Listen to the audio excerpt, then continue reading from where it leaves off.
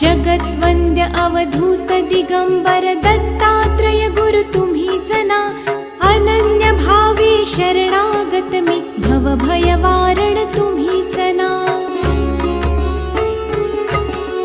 कार्तवीर्य यदु परशुराम हि प्रबोधिले गुरु तुम्हीच ना। स्वामी जनार्दन एकनाथ तरी कृतार्थ केले तुम्हीच ना। नवनारायण सनाथ करुणी पंथ निर्मिला तुम्हीच ना।